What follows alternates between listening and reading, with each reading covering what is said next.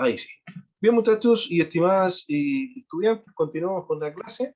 Referente entonces, ¿cierto?, a lo que estábamos conversando, vamos a ver que las causas son bastante diversificadas, tal como, ¿cierto?, lo fueron los principales contendores dentro de este conflicto armado, ¿cierto?, que evidentemente tuvo consecuencias a escala mundial. Bien, vamos a ver. A ver. Permítanme un segundo. Ya están. Sí, recuerden anotar ahí sus nombres, ¿cierto?, para poder tenerlos presentes. Vamos entonces a ver cuáles fueron las causas, o sea, el por qué, ¿cierto?, el devenir de esta guerra. Bien, vamos viendo. Permítame un segundo. Ahí. Dentro de las causas, ¿cierto?, de la Primera Guerra Mundial, nosotros podemos distinguir al menos tres grandes causas. Ojo, causas, ¿bien? Entre ellas, la radicalización, ¿cierto?, del nacionalismo, como se menciona ahí, el desarrollo exponencial de la industria armamentística, que tiene que ver con lo que hablaba Solange hace un rato atrás, y también la expansión del imperialismo europeo, que evidentemente, ¿cierto?, ocupamos toda la clase anterior para poder hablar un poco sobre esto, ¿bien? Ahora, fíjense en la imagen también. Esta imagen no es azarosa, por el contrario, es bastante tentativa. Esta es una imagen real, ¿cierto?, de trincheras, ¿ya?, de la Primera Guerra Mundial, ¿bien?, que se conoce como la guerra de trinchera, o también se le conoce como la guerra del desgaste, ¿bien? Porque evidentemente también la vida en las trincheras era bastante compleja. Tiene que pensar que eran hoyos, eran cárcavas, ¿cierto?, muy, muy largas, en donde la gente se colocaba, ¿cierto?, se asentaba, y estaba alrededor de 3, 4 meses, incluso sin moverse 2 o 3 metros. ¿Ya? La gente comía, la gente dormía, la gente moría, la gente se enfermaba en el mismo lugar. ¿Bien? Tú estabas conversando con una persona, le llegaba una bala y esa bala, ¿cierto?, lo mataba y la persona se quedaba ahí y el otro tenía que continuar, ¿cierto?, con la guerra. ¿Bien? Era bastante, bastante complejo y fue también una de las causas por la cual la Primera Guerra Mundial terminó. ¿Bien? Pero vamos viendo.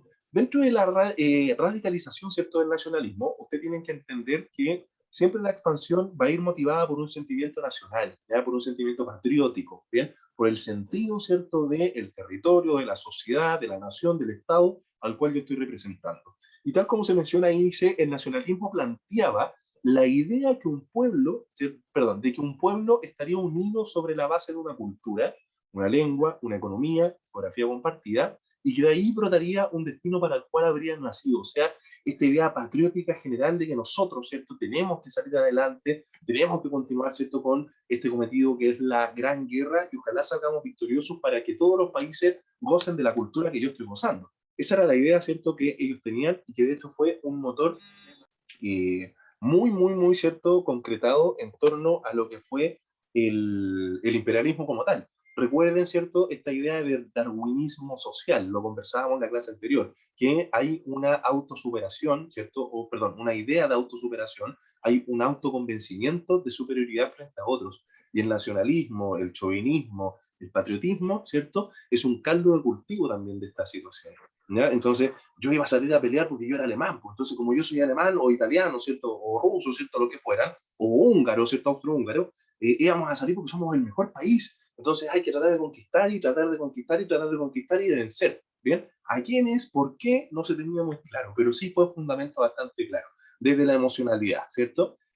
Como segundo espacio tenemos el desarrollo exponencial de la industria armamentística, ¿ya? Estamos hablando de un espacio cúlmine de lo que se va a entender como revolución industrial, que dura aproximadamente, ¿cierto?, 250, 280 años en total, ¿bien? Y que va a ser la base también del desarrollo evolutivo tecnológico que hasta el día de hoy nosotros gozamos, ¿ya? Desde, ¿cierto?, la máquina de vapor hasta, ¿cierto?, lo que hoy día nosotros podemos gozar de realidades virtuales. La industria armamentística alcanzó también un elevadísimo nivel de desarrollo que implicó el diseño de nuevo y mejor armamento. Acá se desarrollan, queridos y queridas estudiantes, armas biológicas a través, por ejemplo, de estos nuevos gases que comienzan a aparecer, ¿ya? Lanzallamas, el lanzallama aparece acá. Imagínense el lanzallama, ya si una bala es compleja, imagínense a alguien que ande tirando fuego para todos lados y te quema y tú ahí te mueres. Que, ojo, no te mueres porque te quemas, tú te mueres asfixiado, ¿bien? Porque de hecho son tus pulmones, ¿cierto?, los que comienzan a quemarse con las altas temperaturas. Te desmayas, ¿cierto?, te asfixias y después, bueno, te quemas completo. Como dato, se los dejo, por si quieren quemar a alguien. No, broma.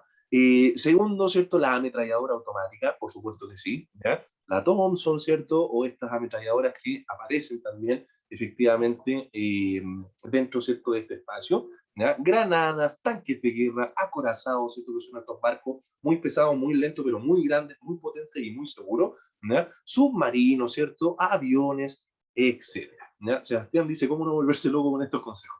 Por supuesto, ¿ya? Hay gente que debería haber estado en la Primera Guerra Mundial. Por tanto, si usted se da cuenta, el desarrollo industrial armamentístico, por tanto, la economía, la cultura, se torna hacia la guerra, ¿ya? Ojo con eso, bien, cuidado con eso. Todas las industrias, ¿cierto? Sobre todo la siderúrgica, que tiene que ver, ¿cierto?, con el tratamiento de los metales, se torna a esta idea, ¿ya? De hecho, hay algunos que lamentablemente por el poco tiempo que tenemos de clase no hemos podido, ¿cierto?, desarrollarlo, pero hay algunos escritos que indican, ¿cierto?, que en Francia, por ejemplo, se entraban militares a las casas y se llevaban todo lo de metal, todo. Cuchillos, tenedores, platos, bandejas, lo que fuese, lo fundían y hacían armas. ¿Ya? Imagínense, como que estuviera disparando con un tenedor. ¿Bien? ¿Por qué? Porque la causa necesitaba, ¿cierto?, poder avanzar y porque tienes que entender que esta carrera, ¿cierto?, de conquista de estos nuevos territorios estaba a merced de todos. Si tú no te movías, tu vecino lo iba a hacer y te iba a dominar. ¿Bien? Y por último, la expansión, ¿cierto?, que ya lo hemos conversado, el imperialismo europeo, ¿bien? Que están, como dice ahí, ¿cierto?, asusados por el nacionalismo, o sea, motivados por el nacionalismo como base, ¿cierto?, de desarrollo, y habiendo perdido el control sobre América en el siglo XIX, porque recuerden que los estados, ¿cierto?, nacionales, ¿ya?, el nacimiento de los estados nacionales, de los estados independientes americanos, se da, entre otras cosas, fuertemente en el siglo XIX, 1800, ¿ya?, para que usted vaya entendiendo. Muchos países, hubo una ola completa, ¿cierto?, de independencias en Latinoamérica, por sobre todo, y motivado, entre otras cosas, por la Revolución Francesa, por la independencia de Norteamérica, por la expansión, ¿cierto?, en su momento de Napoleón, ¿cierto?, entre otras cosas, los países comienzan a independizarse. Ahí aparece O'Higgins, aparece San Martín, aparece Simón Bolívar, Andrés Bello, ¿cierto? Bueno, Andrés Bello aparece después, pero efectivamente, ¿cierto?, dentro de este contexto. Por tanto, Europa ya se había olvidado un poquito, ¿cierto?, de América, porque América ya tenía su cuento, ya nos estábamos organizando a poco, ¿cierto? Y por tanto, había que buscar un territorio pobre, comillas, pobre, ¿cierto? Un territorio un poco organizado, ¿cierto? Pero un territorio con mucha factibilidad de producción, de desarrollo, como era África, ¿ya? África tenía, entre otras cosas, ¿cierto?, espacios de cultivo, tenía recursos naturales, tenía diamantes, ¿cierto?, que después, bueno, en los años 60 por sobre todo, aceptó un tema, y lo más importante, tenía mano de obra, pues, queridos estudiantes, ¿ya? Y disculpe que se lo diga de esta manera, pero así es como pensaban, ¿ya? Territorios débiles pero beneficiosos. Por supuesto que sí, Sebastián, ¿ya? Muy bien. Altamente desorganizados, ¿cierto? Y que no sabían en definitiva cómo explotar su riqueza, pero otras personas, los países europeos, vieron que ahí había riqueza, entonces efectivamente dijeron, esta es la mía, compadre, tenemos que ir a dominar. Y los dominaron, y los esclavizaron por muchos años también. ¿Bien? Por tanto, ¿cierto?, dominan, ¿cierto?, el territorio africano como cantares de recursos, así como la competición por el control de los mercados no europeos, específicamente, ¿cierto?, hacia la India, hacia Asia, entre otras cosas. Bien, continuemos. De la misma manera, ¿cierto?, dentro de las causas de la Primera Guerra Mundial está la formación, como hablaba el video, de alianzas internacionales, ¿cierto?, con la creatividad o con la renovación de poder buscar un control sobre otros países, ¿bien? Y estas alianzas, como lo decía, fueron dos, la Triple Alianza y la Triple Entente, que ahí, ¿cierto?, ustedes tienen los datos duros, formada en 1882 la Triple Alianza, en donde se encontraba, ¿cierto?, inicialmente Alemania, el Imperio Austrohúngaro e Italia, ¿ya? Pero Italia, después, ¿cierto?, porque vio que estaban más o menos perdidos, se da vuelta, ¿cierto?, la chaqueta y se va hacia la Triple Entente o hacia el lado de los aliados, también se llamaban, ¿ya? Y la Triple Entente, ¿cierto?, que se establece en 1907 contra Alemania, participan, entre otras cosas, bueno, Francia, Rusia, Gran Bretaña y después en su momento Estados Unidos, que va a inclinar la balanza en algún momento, ¿cierto?, hacia la Triple Entente, ¿ya? La Triple Alianza está avanzando con todo. Se mete Estados Unidos y ahí como que la cosa cambia, pero eso es para otra clase, ¿bien?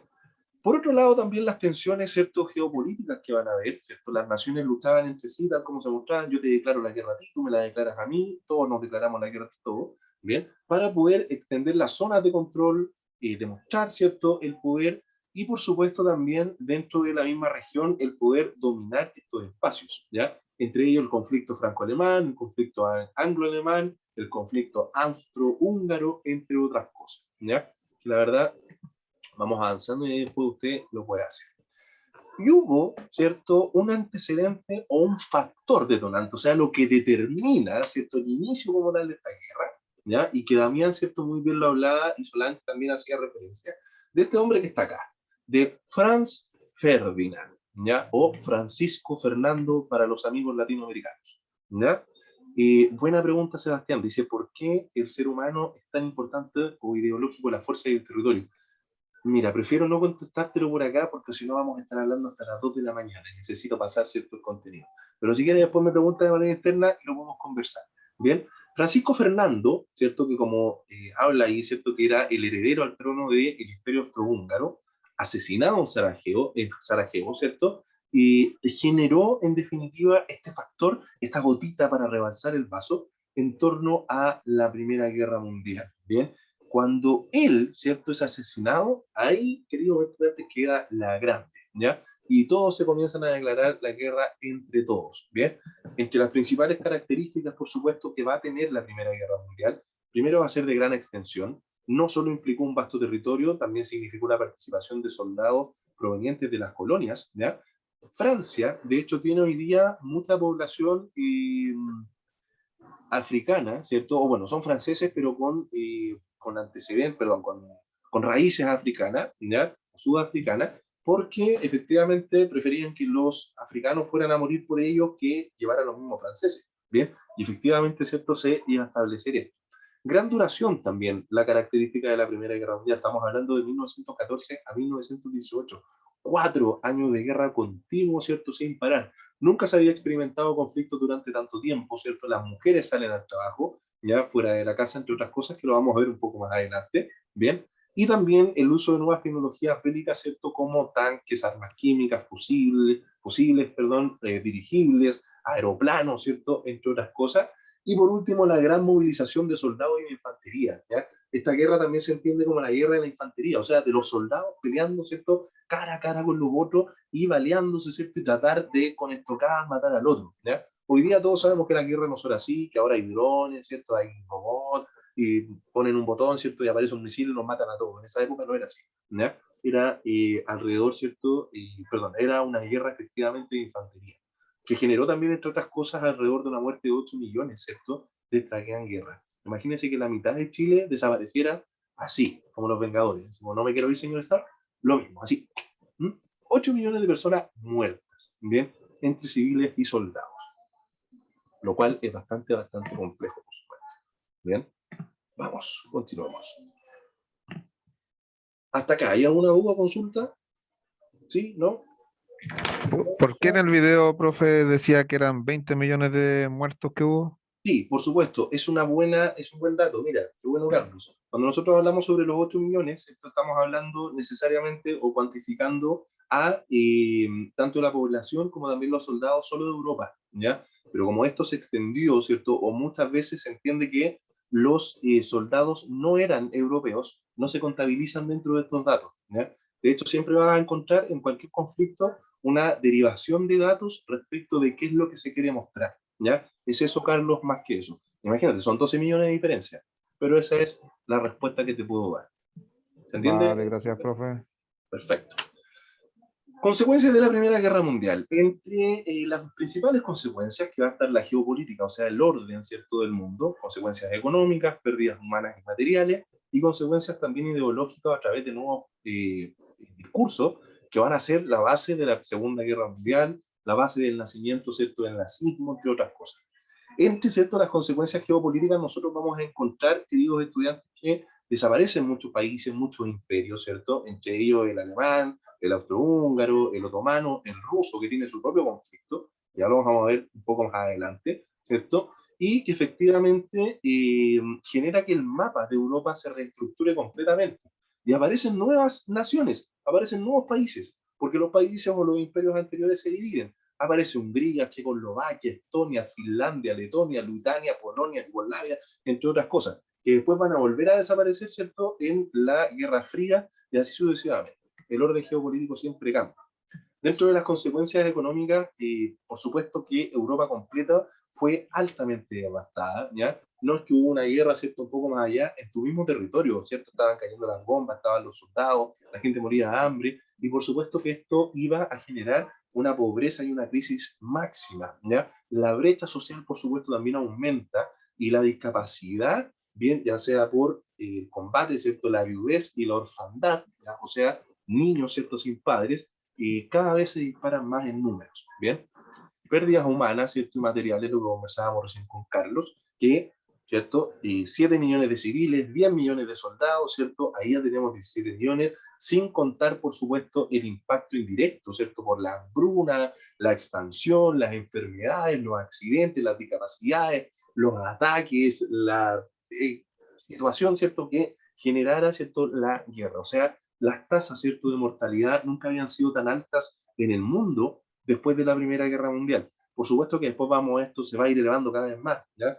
Hay un libro que se les recomiendo que se llama El libro negro de la humanidad, así se llama, ¿ya? Y es un libro negro, y que habla sobre todos los conflictos, ¿cierto? Grandes conflictos que han habido en la historia de la humanidad, y te da tasas de mortalidad. Es impresionante, querido estudiante, ha muerto más gente de la que hoy día vive en nuestro mundo, ¿bien? Continuamos. Consecuencias ideológicas, nuevos discursos, ¿cierto?, que van a aparecer, sobre todo, ¿cierto?, en Alemania, impulsados por la extrema izquierda, la expansión del comunismo, ¿cierto?, también el Imperio Ruso o la Unión Soviética que va a ir apareciendo, y también, ¿cierto?, los espacios nacionalsocialistas o el nazismo en Alemania y el fascismo, que es un totalitarismo, y eso lo vamos viendo más adelante, en Italia con los focos, ¿cierto?, de irradiación. Por un lado Hitler, por otro lado Mussolini, por otro lado Lenin, después Stalin, ¿cierto?, y así sucesivamente. O sea, la Primera Guerra Mundial fue la puerta de otro conflicto mucho más grande que nadie pensó que iba a existir, que era la Segunda Guerra Mundial y que después también va a derivar en la Guerra Fría. Bien, una de las consecuencias más importantes y que es súper interesante, y ya con esto vamos a ir cerrando, querido estudiante, es poder comprender el Tratado de Versalles. El Tratado de Versalles va a ser la puerta inicial para poder entender la Segunda Guerra Mundial. Bien, pero esto ocurrió en la Primera. ¿Qué es el Tratado de Versalles? El Tratado de Versalles es un tratado, ¿ya?, que se firma, ¿bien?, en la ciudad de Versalles, por supuesto, en enero, ¿cierto?, de 1919, entre los que vencieron, ¿cierto?, o sea, los aliados, ¿ya?, o la Entente, y por otro lado, ¿cierto?, los vencidos, y en este caso específico, Alemania.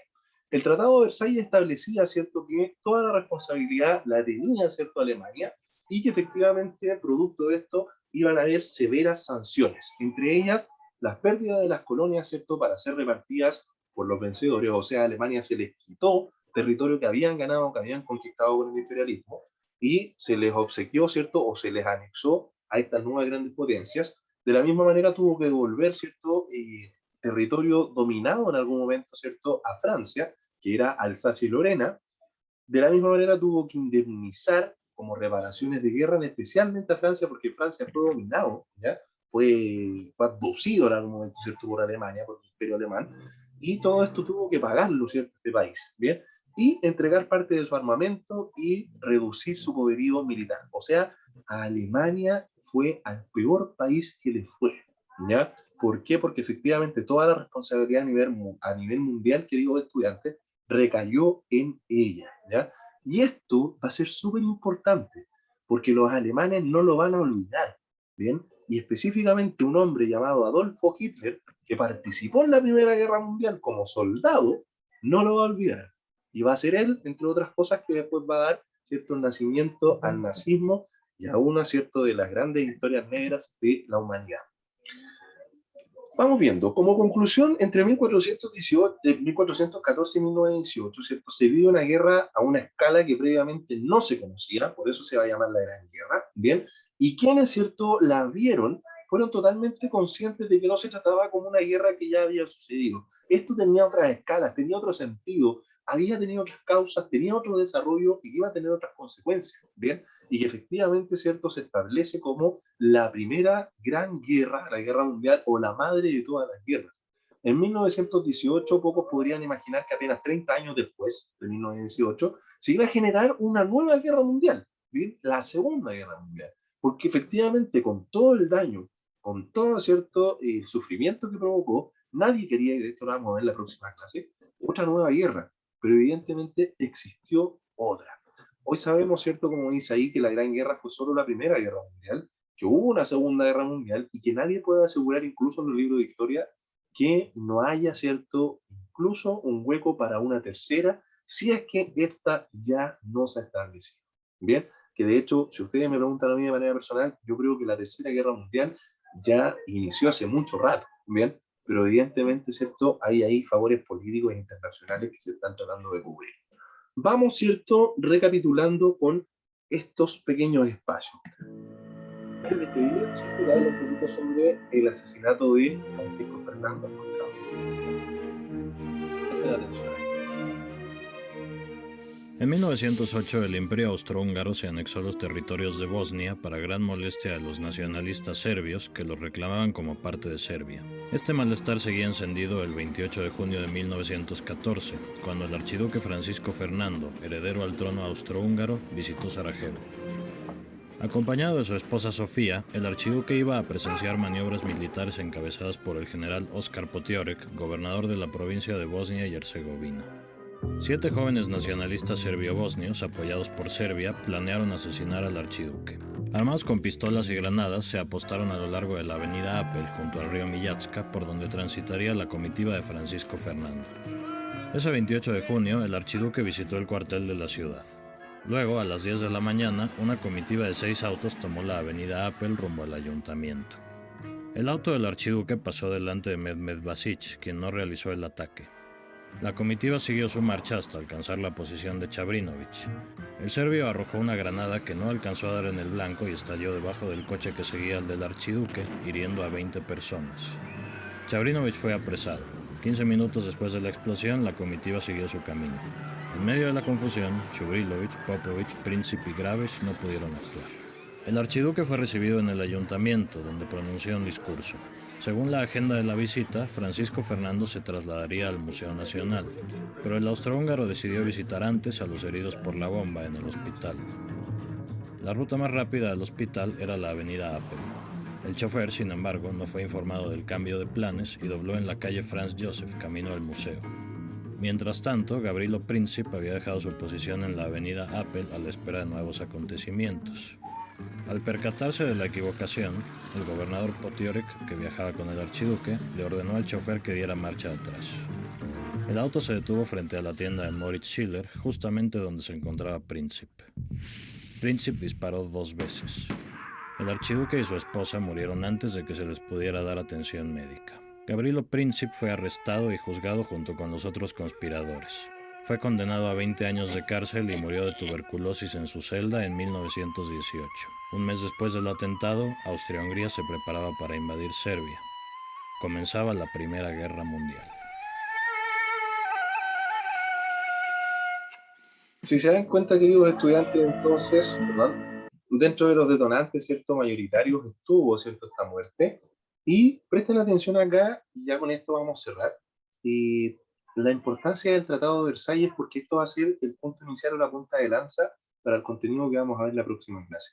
Recuerden, el Tratado, ¿cierto?, de Versalles, firmado, ¿cierto?, como dice ahí, en enero de 1919 entre los vencedores y Alemania, en donde se responsabiliza a Alemania totalmente de la situación y que, entre otras cosas, ¿cierto?, le solicitan, y bajo el criterio alemán humillantemente, que devuelva, ¿cierto?, que tiene, ¿cierto?, que pagar por las reparaciones y tiene que, entre otras cosas, también entregar parte de sus ganancias y su poderío militar. Presten atención ahí de cómo se contextualizó en realidad la situación del Tratado de Versalles, la cual va a ser la causa directa, entre otras cosas, de la Segunda Guerra Mundial. Si el Tratado de Versalles tal vez no hubiese sucedido, tal vez no hubiese existido una Segunda Guerra Mundial. Presten atención.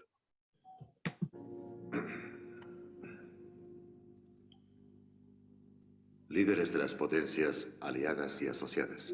Este tratado es simplemente una continuación de la guerra. Hable más alto, aquí no le oímos.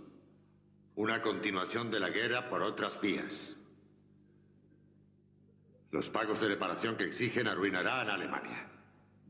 No tendremos ni siquiera armada ni ejército para poder defendernos. Él es un alemán. Nos quedamos sin colonias y entregamos las minas de carbón a los polacos y a los franceses. Nos obligan a aceptar la responsabilidad de la guerra y exigen que entreguemos a nuestros héroes para que sean juzgados como criminales. Presidente Wilson, si Alemania abandonó las armas fue porque estaba de acuerdo con los principios de sus 14 puntos, pero el tratado que nos presentan viola todos y cada uno de esos puntos.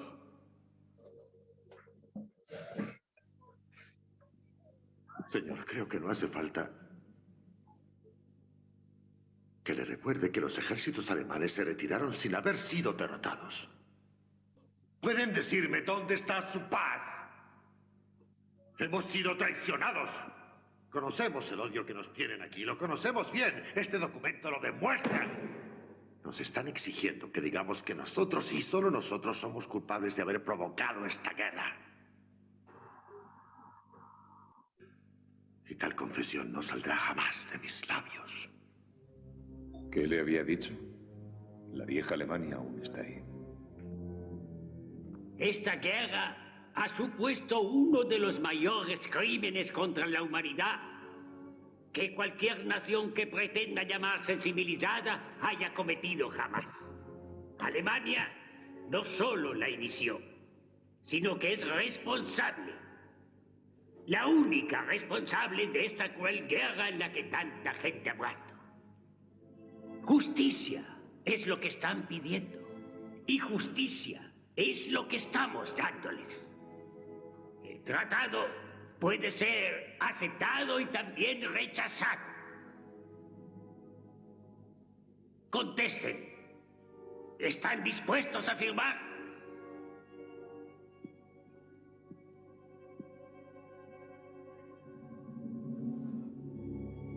Sometidos a una imperiosa fuerza, pero sin abandonar por ello nuestra postura. ¿Puede hablar más alto? No le oigo bien.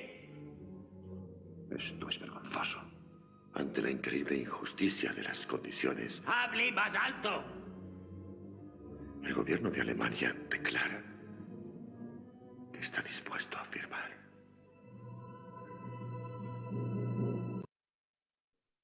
Bien, esto es parte de una película que se llama La Gran Guerra, búsquenla por ahí si quieren, no hay problema, que es bastante entretenida, y efectivamente va a ser parte, ya con esto vamos cerrando sí o sí la clase, fundamental para poder comprender también el negacionismo que tiene Alemania frente a la responsabilidad total, pero también el impulso de este espacio, queridos estudiantes y queridas estudiantes, para lo que va a ser la Segunda Guerra Mundial. Por tanto, la Primera Guerra Mundial y la Segunda Guerra Mundial no son, y vuelvo a repetir, no son ya conflictos independientes, ¿bien? Por supuesto que tienen una anexión, y eso va a ser fundamental para entender en realidad, queridos estudiantes, el siglo XX completo. Hasta acá, dudas, consultas, algún comentario. ¿Qué hubiese pasado? Dice Sebastián, ¿qué hubiese pasado? ¿Qué hubiese pasado si se hubiese rechazado el tratado? Bueno, eso se llama, ¿cierto? Historia de, bueno, ficción histórica, ¿cierto? ¿Qué hubiese sucedido? Lo más probable es que los países nuevamente que ya habían sido vencedores hubiesen acorralado, ¿cierto? A Alemania, que ya no contaba con la misma fuerza, que tenía un desgaste, por supuesto, importante, y lo hubieran sometido de igual manera, ¿ya? Dudo mucho que tal vez Alemania hubiese tenido la posibilidad de poder ganar, ¿cierto?, frente a tantos países y sobre todo con la anexión de Estados Unidos, ¿ya? Porque Estados Unidos también tenía una ventaja que no estaba dentro del territorio europeo. Entonces eso fue bastante importante. Bien, bien queridos estudiantes, espero que la clase les haya servido, que les haya gustado y cualquier duda o consulta podemos conversarla, ¿cierto?, a través de los espacios internos, ¿ya? La clase va a quedar grabada y va a ser subida, ¿cierto?, este fin de semana lo más probable a YouTube. Bien, nos vemos en una próxima ocasión. Tienen hasta mañana para contestar la prueba. Les mando un abrazo grande a todos, cuídense mucho y queden acá. Gracias, profe, excelente clase. Chao, profe.